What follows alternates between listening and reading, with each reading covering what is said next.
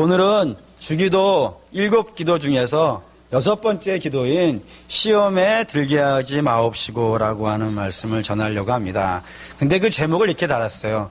가나안에 도착하기 위한 6번째 기도. 이게 가나안과 연결이 되어 있기 때문에 이런 제목을 달았습니다. 그러니까 어떤 이유 때문인지 한번 여러분들이 잘 묵상해 주시길 바라겠습니다. 먼저는 우리가 좀 시험이라는 단어를 생각해 볼 필요가 있겠습니다. 시험이라는 건 뭘까요? 일반적으로 우리가 당하고 있는 모든 어려움과 환난과 근심 이런 것들을 다 통틀어 가지고 시험이라고 부를 수 있을 겁니다. 다들 싫어하는 거죠. 내 삶에 이런 것들이 있는 것, 내 삶에 이런 것들이 나타나는 것, 누가 기뻐하고 즐거워하겠습니까? 하지만 그런 것들이 우리의 삶에 있다 이겁니다. 그런 것들을 이제 시험이라고 하는데, 이런 시험이 무엇인지에 대해서 우리가 잘 알고 있다 이거예요. 근데 오늘 우리가 관심 가져야 되는 것은 주께서 시험 문제를 가지고 기도하라 그러시는데 어떻게 기도하라 그러셨냐면 시험이 없게 해달라고 기도한 것이 아니었다는 거예요. 우리의 삶에 우리 원하지 않는 것인데도 불구하고 시험이 없게 해달라고 기도하는 것이 아니라 어떻게 해요? 시험에 들지 않게 해달라고 기도하셨다는 거예요. 그렇게 기도하라고 가르쳐 주셨다는 겁니다. 이 말이 무슨 뜻인지를 오늘 이렇게 우리가 확인을 좀 해야겠는데, 그러려면 먼저 좀 시험이라는 것이 정확하게 어떤 것인지를 먼저 정의를 하고 좀 가야 될 것 같아요. 많은 성도들이 이 시험하면은 대개 한 2가지 정도가 있을 거라고 이렇게 생각을 하더라고요. 첫째는 뭐냐면은 시험을 하나님이 주시는 시험이 있다라고 이렇게 생각을 한다 이겁니다. 하나님이 주시는 시험이 있을까요? 없을까요? 있습니다. 창세기 22장 1절 읽을게요. 그 일 후에 하나님이 아브라함을 시험하시려고 그를 부르시되 아브라함아 하시니 그가 이르되 내가 여기 있나이다. 예, 아브라함이 이삭을 바치는 장면이거든요. 근데 그 이삭을 바치는 장면에 하나님께서 뭐라 그러시냐면 아브라함을 시험하셨다 그렇게 되어져 있다 이거예요. 이런 시험이 있다고요. 하나님이 주도하시는 시험이 있고, 또 하나는 뭐라고 이해하냐면 사단이 주는 시험이 있다라고 생각을 한다 이거예요. 또 보시죠. 이것 야고보서 1장 13절에서 14절입니다. 읽을게요. 사람이 시험을 받을 때 내가 하나님께 시험을 받는다 하지 말지니 하나님은 악에게 시험을 받지도 아니하시고 친히 아무도 시험하지 아니하시느니라. 오직 각 사람이 시험을 받는 것은 자기 욕심에 끌려 미혹됨이니. 미혹되는 시험이 있다 이거예요. 그러니까 사단이 우리를 미혹해가지고, 정확하게 여기 시험은 유혹이라고 쓰는 게 더 정확할 것 같아요. 그냥 다른 번역 있지 않습니까? 새번역이라든가, 공동번역이라든가, 이런 다른 번역에는 이제 유혹이라는 단어로 이제 많이 쓰게 되는데, 그러니까 사단이 와서 이렇게 호를 파는 거예요. 함정을 파놓고 그쪽으로 유인해 오는 겁니다. 성도를. 그래서 그 함정에 빠뜨려가지고 자빠지게 하고, 또 다치게 하고 실망하게 하고 무너지게 하는. 그래서 야고보서 1장 15절도 읽죠. 야고보서 1장 15절 있습니다. 욕심이 잉태한 즉 죄를 낳고 죄가 장성한 즉 사망을 낳느니라. 사망으로 몰아가는, 우리를 절망과 사망으로 몰아가는 그런 유혹이 있다 이겁니다. 그렇기 때문에 이제 결론을 이렇게 내리죠. 우리 안에 하나님으로부터 오는 시험도 있고 사단으로부터 오는 시험도 있으니까 이거 어떻게 하자고요? 잘 분별해가지고, 잘 구별해가지고 하나님이 주시는 시험을 어떻게 해요? 인내로서 이겨나가고, 사단이 주는 시험은요 물리쳐가지고 승리하자, 이렇게 결론을 내려가는 경우들이 종종 있는데, 한번 여러분께 묻겠습니다.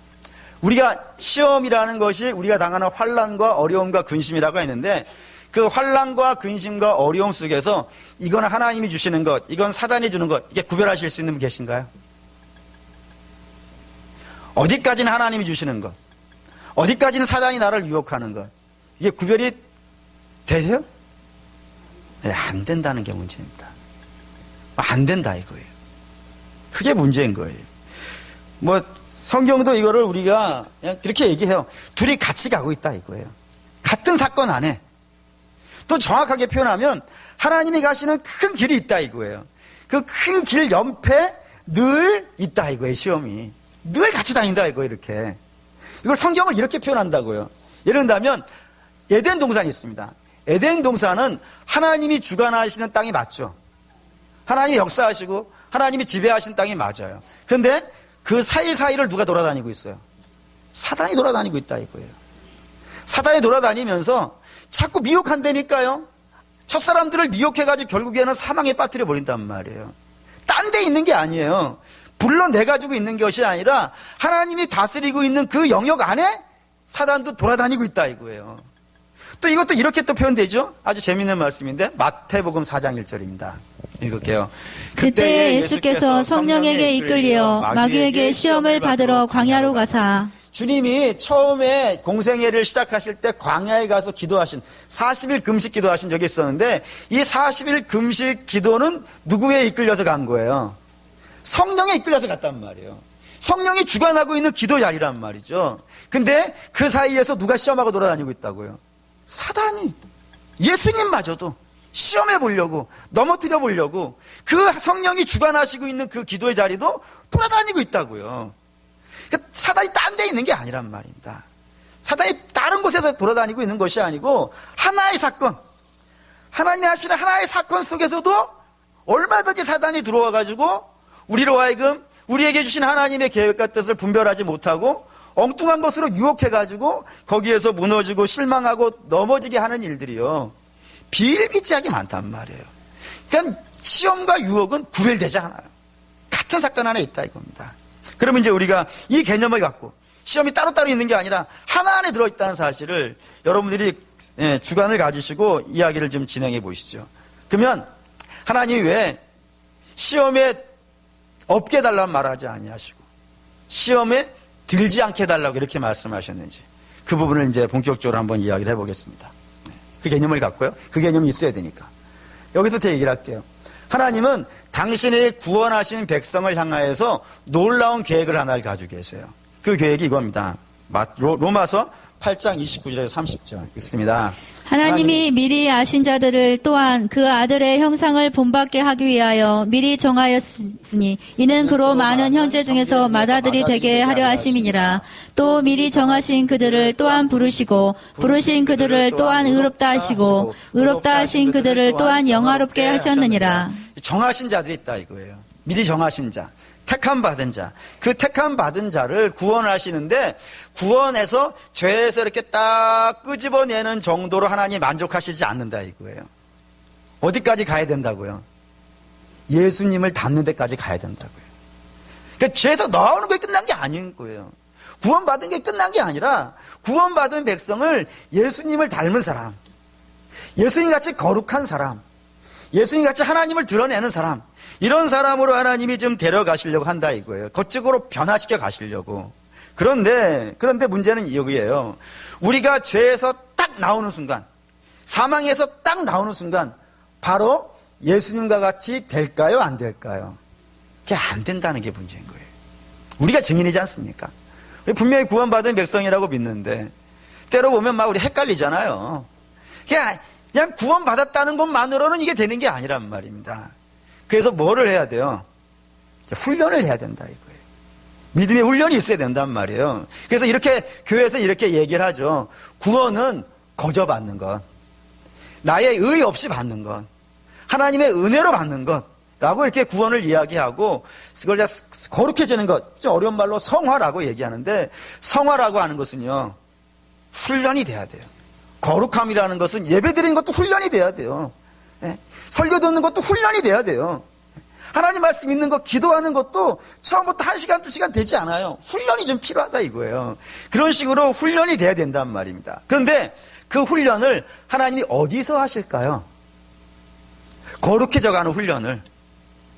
구원받은 백성을 거룩하게 예수님을 닮은 사람으로 만들어 가셔야 되는데 그 만들어 가신 훈련을 어디서 하실까요? 천국에서 하시지 않는다 이거예요. 어디서 하시냐면 사고 많고 문제 많고 걱정 많은 이곳에서 하나님께서 훈련을 하신다 이거예요. 그렇기 때문에 힘들겠어요? 안 힘들겠어요? 힘든 거예요. 그래서 힘든 거예요. 여기서 훈련을 받아야 되기 때문에 많이 힘들어요. 요거를 설명하는 것이 출애굽기예요. 출애굽기 이렇게 되는 거 알지 않습니까? 이스라엘이 출애굽을 하는 거예요. 출애굽을 한다는 건 애굽에서 나온다는 건 어디에 있는 거예요? 지금은 애굽 안에 있는 거죠. 애굽 안에 있다는 것은 누구의 종이라는 얘기예요? 바로의 종이라는 거예요. 바로의 종이라는 말은 누구 말을 듣는 사람이라는 거예요.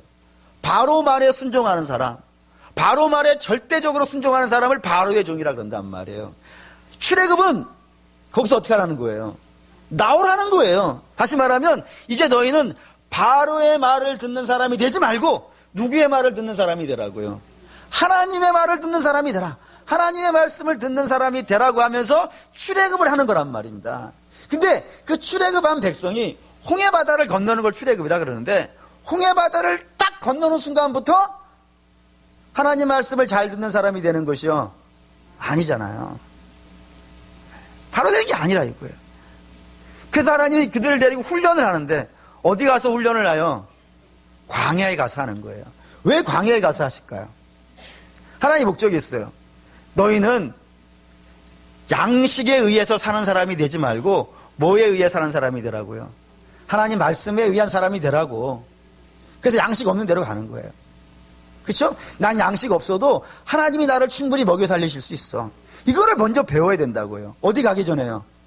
가나안에서 양식을 막 때려 걷어들이기 전에, 그래서 야 이게 나를 살게 하는 거구나 라는 생각이 갖기 전에 먼저 아무것도 없어도 나는 하나님으로 충분히 살 수 있다는 걸 배워야 되는 거예요. 그리고 물이 없는 것도 경험하는 거예요. 나는 물로 사는 사람이 아니라, 나는 물이 없어도 하나님이 내 생수 되시는 분이라 요거를 먼저 경험하기 위해서 물 없는 데로 가시는 거고, 그늘 없는 데로 가요. 나는 이 땅에 그늘이 나를 시원하게 해주는 것이 아니라 하나님이 나를 시원하게 해주신다는 것을 먼저 경험해야 되는 거예요. 그 경험이 있고 나서 가나안에 들어가서요, 양식을 얻어도 이 양식이 나를 살게 하는 것이 아니고, 물을 얻어도 그 물이 나를 살게 하는 것이 아니고, 그늘을 얻어도 그늘이 나를 살게 하는 것이 아니라 하나님이 나를 살게 하시는 분이라는 것을 알게 하시려고 먼저 훈련을 아무것도 없는 광야에서 한다 이겁니다. 그래서 이렇게 훈련이 딱 진행되어지면 하나님이 우리에게 주시는 훈련이라면 반드시 결과는 뭐가 나와야 돼요? 유익이 나와요. 유익이. 그래서 두 가지 유익이 가장 대표적이고 모두에게 나타난 유익이 두 가지가 있어요. 그 첫 번째는 뭐냐면은 우리의 믿음이 이 시련과 하나님이 주시는 시험과 이런 것들을 거쳐가면서 어떻게 되겠어요? 충만해져요. 충만해져요. 목사님, 믿음이 충만해진다는 게 뭐가 그렇게 중요해서요? 진짜로 중요해요. 믿음이 충만해진다는 건 놀라운 일이에요. 욥이 그러지 않습니까? 욥이 그가 시험을 당하는 중간에 이런 얘기를 해요. 뭐라 그러냐면은 내가 나의 길 오직 주가 하시나니 나를 단련하신 후에 어떻게 된다고요? 정금같이 돼요. 정금같이 되는 일이 있어요. 하나님이 다스리는 시험이라면은, 주시는 시험이라면 정금 같은 일이 벌어진다고요. 예를 들게요. 가장 대표적인 예가 요셉입니다. 요셉이 환난을 당하기 전에, 시험과 어려움을 당하기 전에는 어디 살았죠?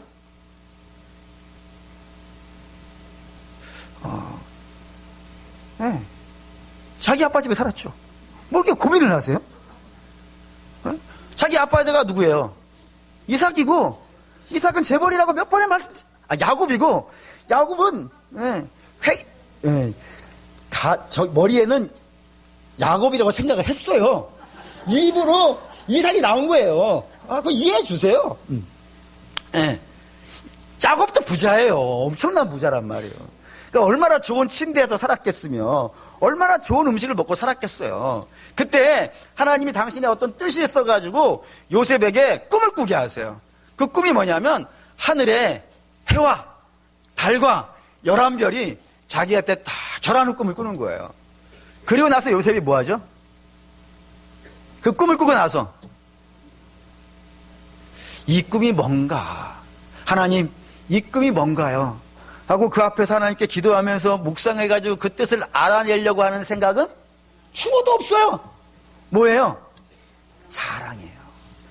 그 자랑하라고 준 꿈이 아닌데. 왜 자랑하죠? 그 철부지에 지나지 않아서 그래요. 자기가 그냥 높아지고 대단해진다는 거 그 자체만 기뻐서, 그 철부지잖아요. 그 다음 생각은 없고 단지 눈앞에 있는 것만 바라보면서 그냥 좋아가지고 뛰어다니는 철부지예요. 근데 그 철부지가 환난을 당해요. 13년이나 당해요. 노예살이도 하고 감옥에도 들어가고 멸시도와 천대를 다 경험하면서 또 기근도 만나고 여러 가지 환난들을 만나요. 그 환난들을 쫙 거치고 나서 나중에 형제들을 만난단 말이에요. 형제들을 딱 만났을 때 그 형제들 앞에 형제들이 자기한테 절을 하잖아요. 그 절을 할 때 뭐라 그래요? 하나님께서 나에게 뜻하시는 바가 있어서 나로 하여금 이스라엘을 구원하시려고 하는 뜻하시는 바가 있어서 나를 먼저 이 애굽에 보내셔가지고 이 모든 일을 진행하겠다 하면서 뭐를 생각하는 사람이 된 거예요? 하나님을 생각하고 하나님의 뜻을 생각하는 사람이 됐다 이거예요. 그 사이에 뭐가 끼어 있는 거예요? 환난과 시험이 들어있다 이거예요.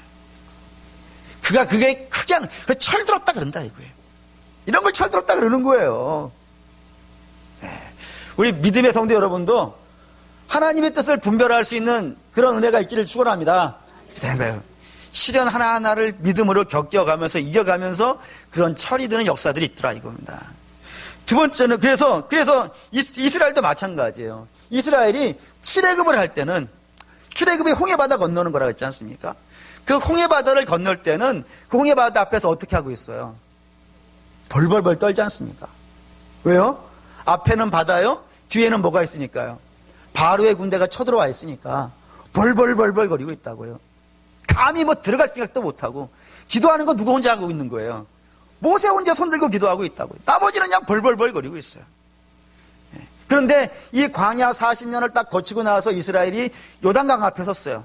그때는 어떻게 해요? 요단강 속으로 들어가요. 주의 말씀 따라 들어가요. 그런 사람으로 바뀌어져 있는 거예요. 여러분, 하나님이 주시는 시험은 그 시험을 잘 이겨가는 동안에 우리의 믿음이 놀랍게 커간다 이거예요. 또 뿐만 아니라 두 번째는 이런 것도 있어요. 하나님이 우리에게 어떤 사람에게 시험을 주실 때는 그 시험으로 말미암아 다른 사람이 주의 빛을 보게 되어 있어요. 그 김수환 추기경께서 그런 말씀을 하셨더라고요. 어디 보니까 초가 있어요. 초가 딱 빛을 발하기 위해서는 뭐 해야 된다고요? 자기 몸을 녹여야 된다 이거예요. 자기 몸을 녹이는 일이 있어야 빛이 나가고 그 빛이 있어야 다른 사람이 그 빛을 보고 나온다. 뭐 이런 의미로 한 얘기일 거예요. 근데 그 말이 참 맞는 것 같아요. 이 땅에 굉장히 고통받는 사람들이 많이 있고 탄식하는 사람들이 많이 있어요. 근데 그 고통받고 있고 탄식하는 사람들에게 하나님께서 당신이 너무너무 사랑하는 사람들에게 잠시 잠깐의 시험과 연단을 주세요. 그래서 그들에게 가게 하신다고요. 그 자리로. 그 자리에 아무도 없잖아요. 고난받는 사람 옆에는 고난받는 비슷한 사람이 있어요. 그래서 먼저 같이 보내신다고요. 보내셔가지고 그를 불러내는 일을 일으키신다 이겁니다. 예를 들어보죠. 빌립보라고 하는 동네가 있는데 그 빌립보라는 동네에 감옥이 하나 있었고 그 감옥에 간수가 있었어요. 그러면 그 간수는 날마다 만나는 사람이 누굴까요? 죄인들밖에 못 만나겠죠. 여러분, 죄인들을 날마다 만나면은 그 마음이 굉장히 황폐해지는가 봐요. 예를 들면 저도 그런 경험이 있는데 제가 전도하려고 했던 분 중에 하나가 이 법조계에 있는 분이 계셨어요. 그분을 굉장히 열심히 쫓아다니면서 그 부인이 워낙 좋은 믿음의 분이라 저한테 많이 부탁하고 뭐 요청하고 그래가지고 쫓아다니면서 예수도 믿읍시다 막 이렇게 했는데 그분이 이제 마지막에 한 말이 뭐였냐면 목사님, 저도 제 아내가 무슨 이야기를 하는지 알고 있고 목사님이 무슨 얘기 하시는지도 압니다. 그리고 제 어머니도 믿음이 있고 제 아내도 믿음이 있어서 저도 언젠가는 교회 갈 거예요. 그런데 지금은 안 되겠다는 거예요. 그래서 왜 지금은 안 돼요? 그랬더니 지금 제가 만나는 사람들이 누군지 아십니까?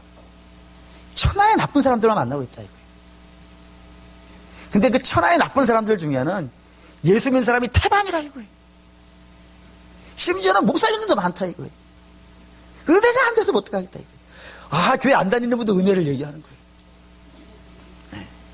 은혜가 안 된다 이거예요. 그 얼마나 마음이 황폐해 있겠어요. 그 씨알머리가 안 먹히는 거예요. 근데 그것처럼 이 빌립보 감옥에 있는 간수도 씨알머리가 안 먹히는 사람이 있는 거예요. 근데 그를 하나님이 불러내시려고 하는 거예요. 너무 사랑하셔서 불러내시려는데 하나님 어떻게 해서 불러내세요? 바울을 거기에 집어넣으신다니까요. 바울을 그 감옥 안에다 그냥 들어간 것도 아니고 어마어마하게 두들겨 맞아가지고 온몸이 피투성이가 된 채로 집어넣으셨다니까요. 그리고 그 피투성이가 된 바울이 하나님의 거기서 그 감옥에서 찬양하게 하시는 거예요. 그 찬양과 기도 소리 어떤 일이 벌어져요? 감옥문이 막 열리는 거예요.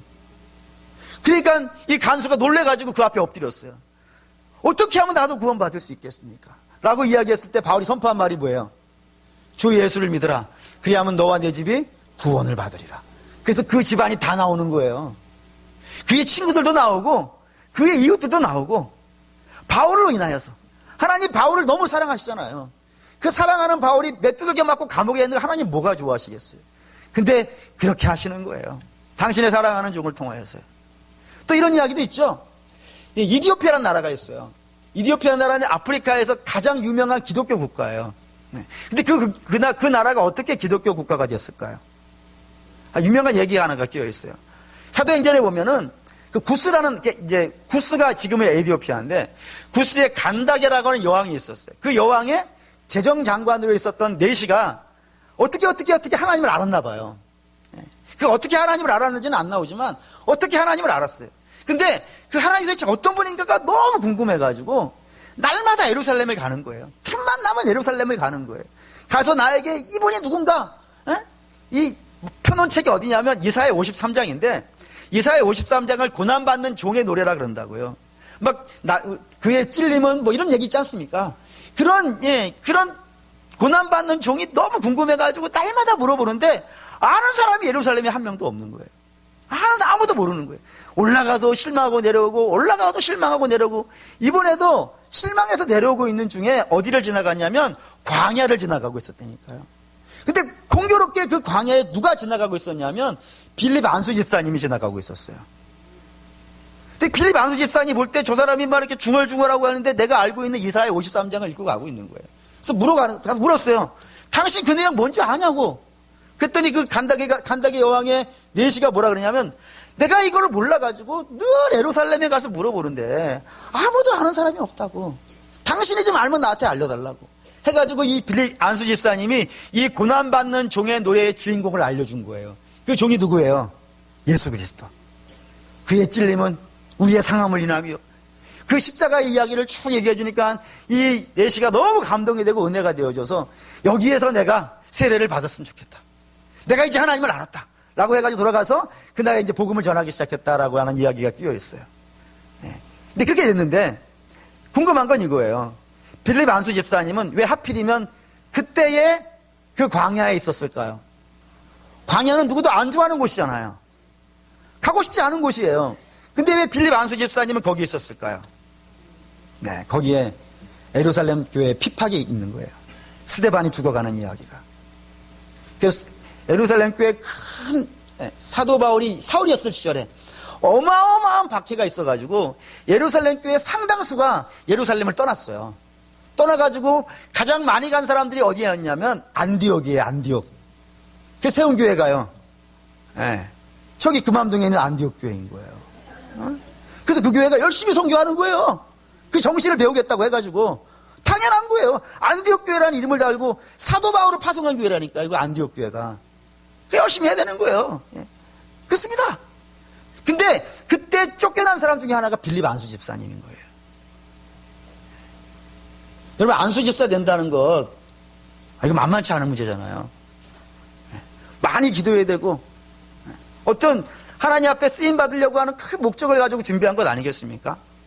근데 그런 교회에서 쫓겨났으니 얼마나 마음이 어렵고 힘들겠어요. 그렇게 해서 갈 데가 없어서 숨어 들어온 곳이 광야였는데 하나님은 그렇게 광야 들어온 빌립 안수 집사님을 통하여서 그 네시를 전도하였고 그 전도가 아프리카까지 미치는 그런 역사가 있었다 이겁니다. 그러니까 하나님 일하시는 방식이 그래요. 하나님은 시련과 어려움과 환난을 통하여서 한 사람을 믿음으로 세우기도 하시고 그 믿음으로 세운 한 사람을 통하여서 또 많은 사람들이 주의 빛을 볼 수 있도록 그렇게 하시기 위해서 이 시련이라는 것들을 시험이라는 것들을 허락하시더라 이겁니다. 그 목적이 있다 이거예요.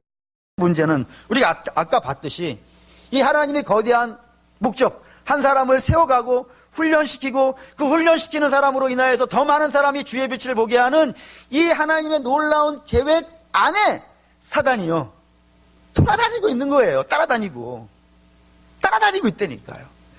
이게 다시 출애굽 이야기를 해보죠.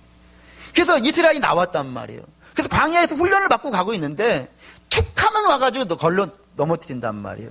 예를 들어서 하나님은 음식이 없는 걸 갖고 하나님을 의지하게 만드는 이 훈련을 하고 있는데 음식이 없는 문제 갖고 뭐하게 하는 거예요? 하나님 원망하게 한다니까. 야, 거 봐라.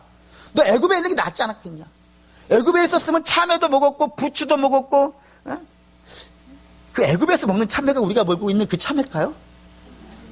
마늘도 먹었고 뭐 이랬는데 광야 나와가지고 또 뭐야 이게 하면서 하나님 훈련하는 것 갖고 시비를 건다니까요. 물 없는 것도 그렇지 않습니까? 하나님 물 없는 것으로 너희가 의지해야 되는 거는 이 땅의 물이 아니라 하늘의 생수라는 걸 알려주고 있는 순간인데, 야, 너 물 없지 않냐?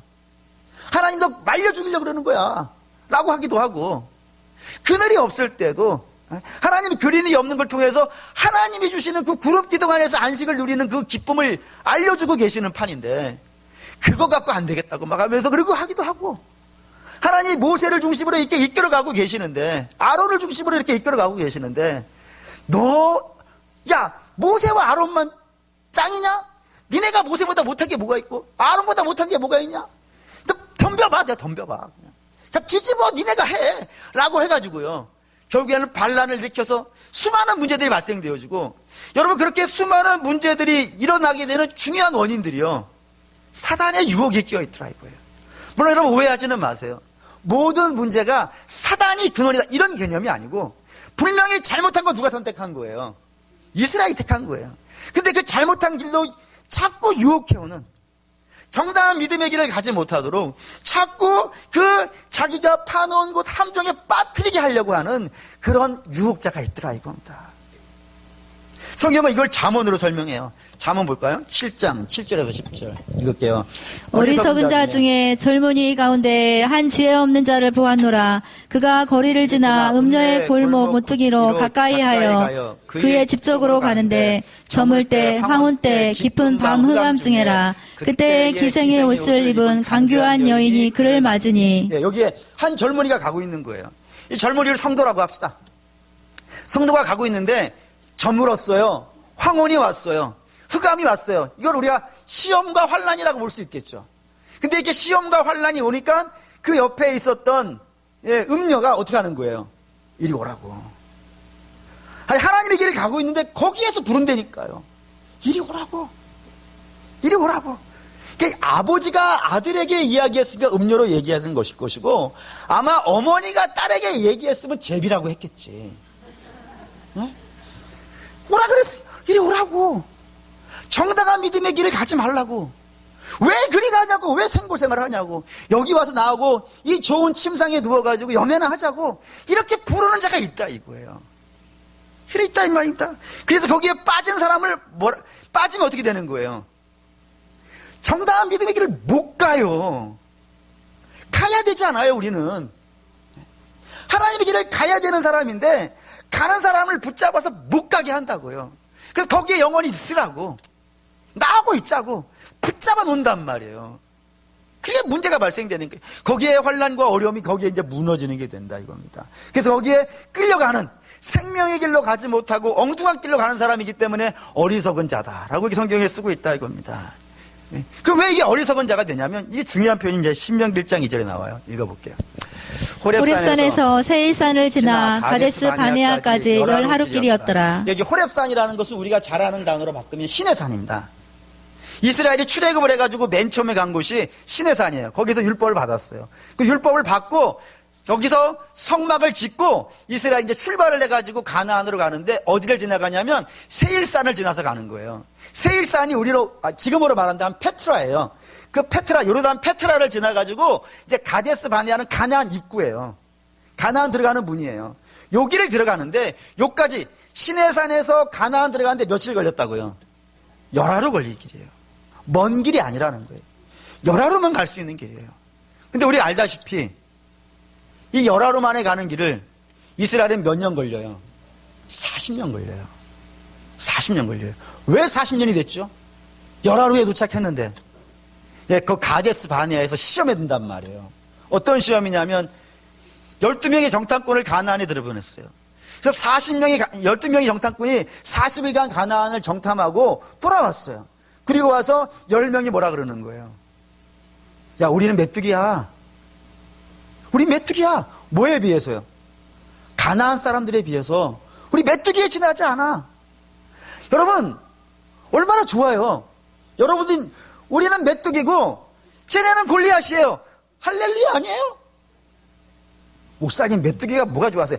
아니 여러분 메뚜기가 골리앗 잡는 거 봐요. 얼마나 신기해요. 하나님 그걸 하시려고 그런다니까 이스라엘 동원해서. 그래서 온 열방이 하나님이 누구신지를 알려주려고 이 일을 진행하고 계시는데 자기가 메뚜기라는 것에 이스라엘이 어떻게 되는 거예요?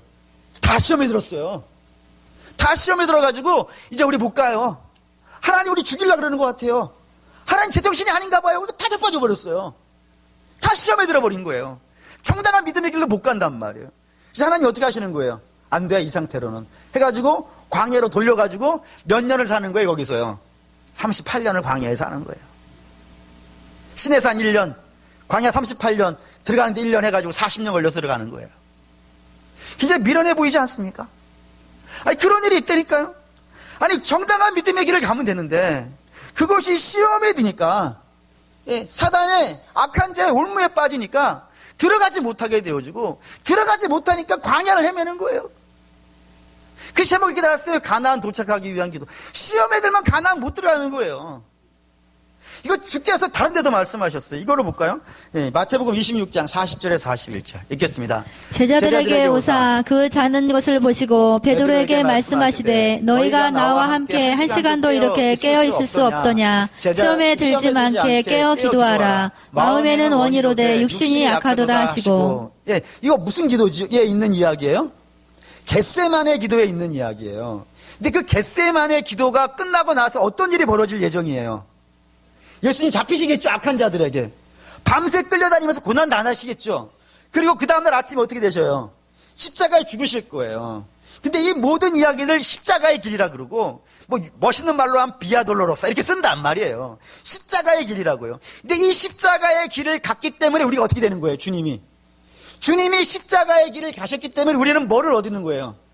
구원을 얻는단 말이에요. 영광의 길이란 말이에요.